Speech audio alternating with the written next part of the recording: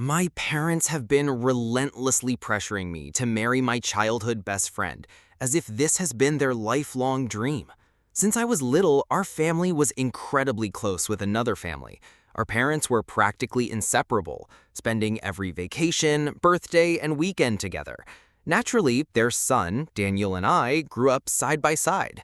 For years, he was like an extension of my own family.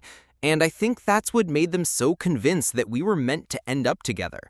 For most of our childhood, Daniel and I did everything together. We went to the same schools, built forts in the backyard, shared secrets, and made each other laugh when no one else could. That bond was strong, at least until we turned 15. Somewhere along the way, life happened, we developed different interests, met new friends, and drifted apart. It wasn't a big dramatic fight, just the slow distance that comes with growing up. But our parents never seemed to accept that. In their minds, that little boy and girl running around together all those years ago were supposed to fall in love. The older we got, the more persistent they became with their comments and little hints. Even when Daniel met Claire and I met someone of my own, it didn't stop them.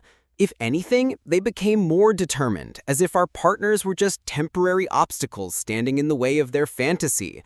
I tried to explain many times that nothing romantic had ever happened between Daniel and me, but it went in one ear and out the other. One Christmas, after years of awkwardness, I decided to just clear the air directly with Claire. I told her everything. How our parents had built up this childhood sweetheart story in their heads, and how for us it was nothing but a friendship. Ironically, instead of pushing us further apart, that conversation somehow made Daniel and me reconnect a little. For the first time in years, we started talking again, laughing like we used to, but without any of the old expectations. As their wedding approached, however, the pressure from both families became unbearable. It was like they were all conspiring together. They pulled out old scrapbooks and even found this ridiculous photo of Daniel and me as little kids dressed up as a bride and groom during some family barbecue. They waved it around like evidence that this was destiny.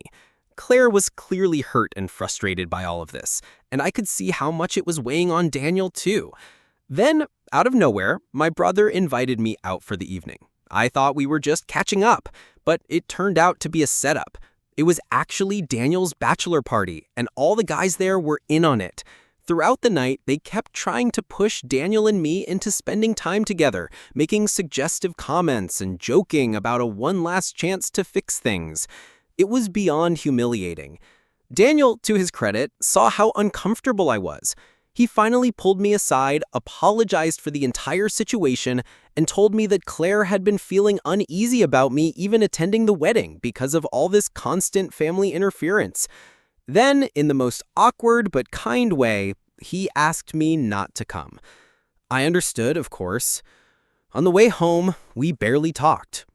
The next morning, everything got worse.